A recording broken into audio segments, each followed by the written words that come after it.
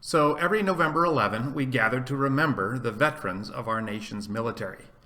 We want to remember and express our appreciation for their sacrifice. Why did they make this sacrifice? Go ahead, I'll wait while you answer. Nowadays, most people say that the sacrifice was made for our freedom.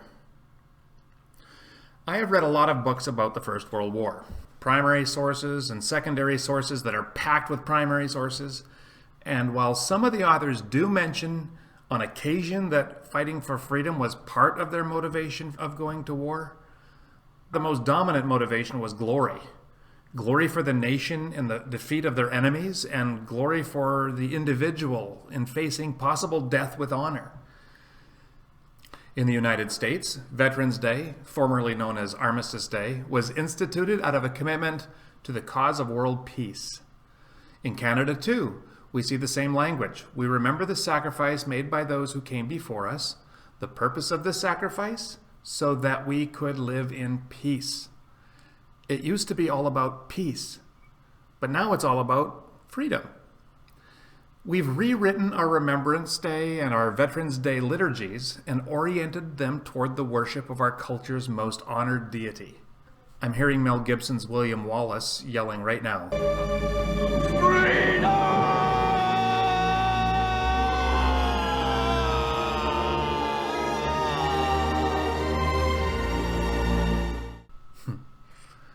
And we've not just done it to November 11 celebrations. We've rewritten our nation's history so that all the wars are framed as a great battle for freedom. Ask anyone on the street why we fought any war, and usually the answer will be the same. Our nations fought for freedom. Most of the wars were not fought for freedom. And the ones that were fought for a lot of other reasons too. Freedom probably not appearing on the top of the list. And it's not just the wars. The entire history of the West, since the oppressive Middle Ages, has been rewritten as incremental steps that we made in the last 500 years toward greater human autonomy.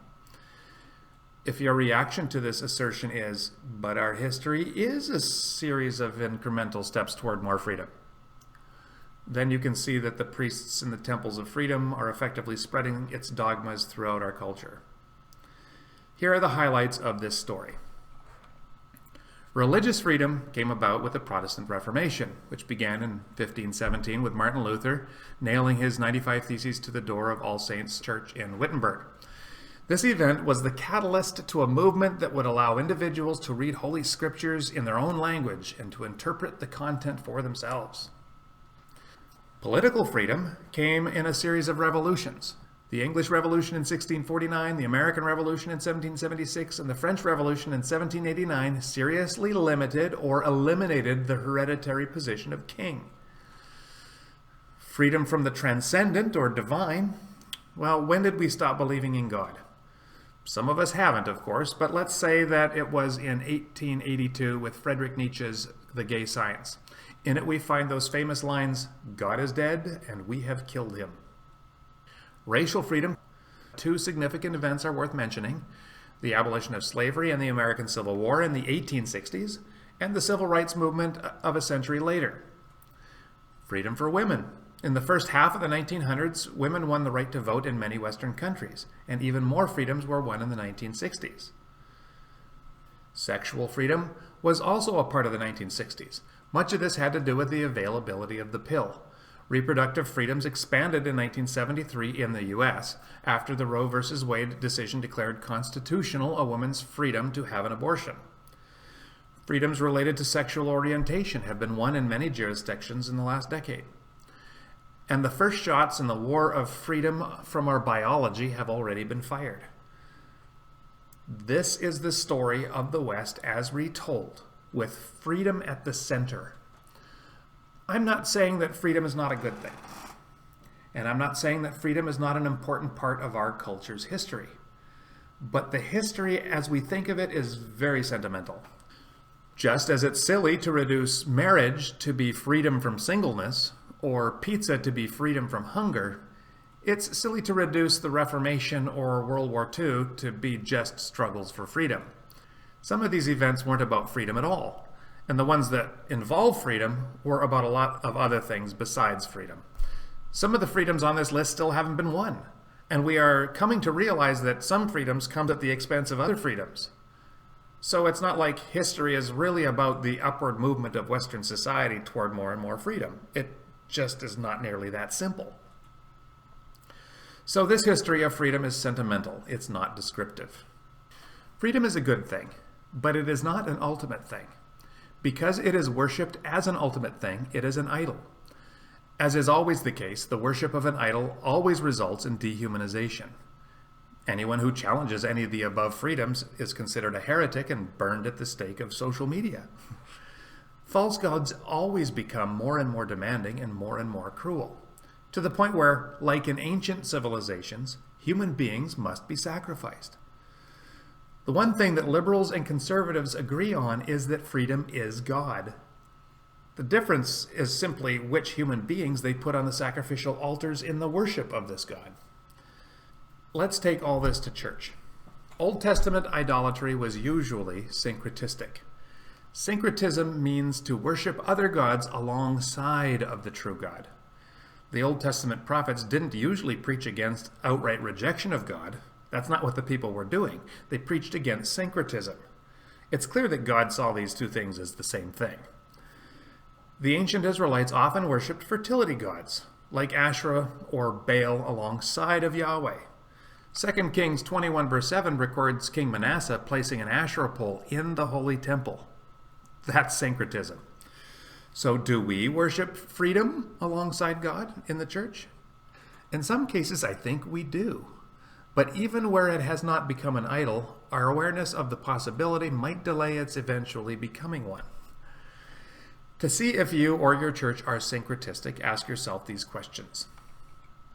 Does your pastor or worship leader thank you for coming to church? Is your presence in church a result of your free choice, or were you drawn there by your sovereign God? It makes a difference. If I'm there by my choice, God owes me his gratitude. If I'm there by his will, I owe him mine. 2. Are you a member of your local church or just someone who attends?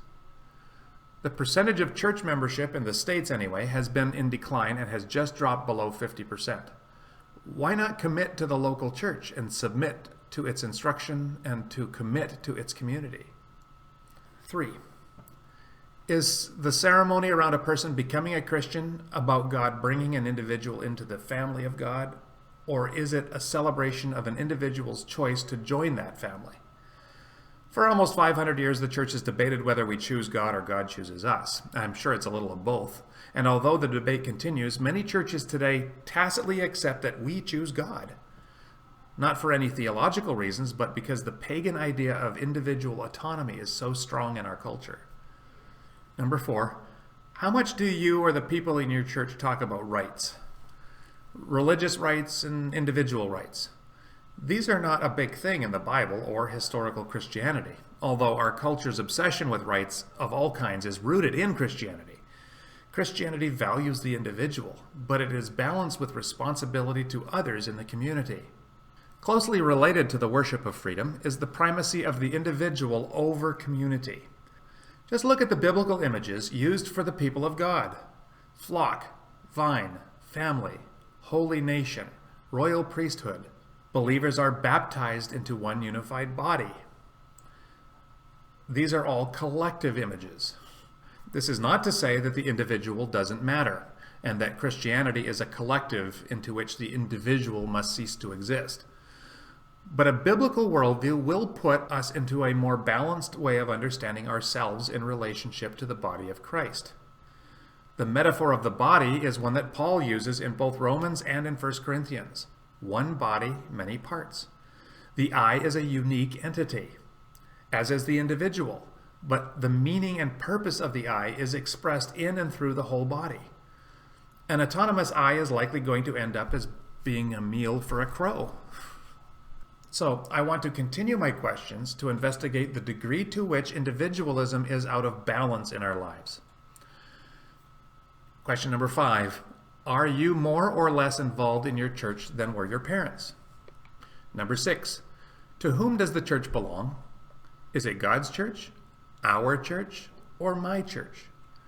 Does the church exist to bless the world, or does it exist to serve and nourish the spiritual growth of individuals?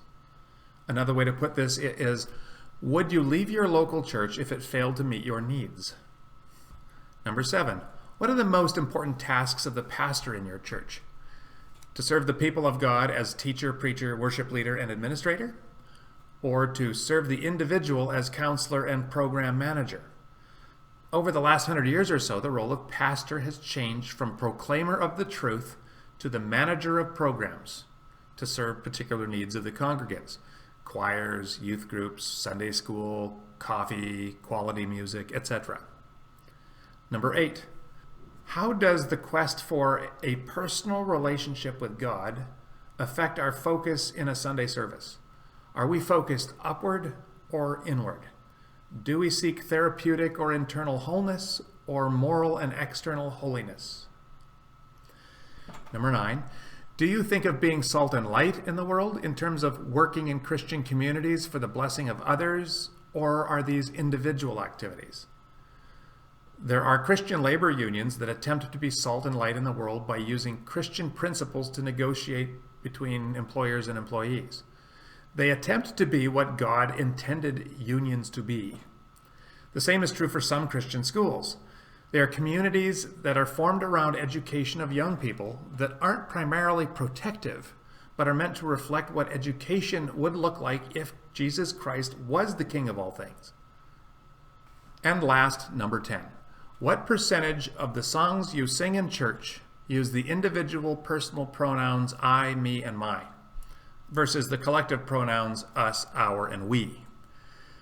Given the strength of unbalanced pagan notions of individualism in our society and in our church, I suggest that to be countercultural, we need to ban all the songs using personal pronouns from our corporate worship.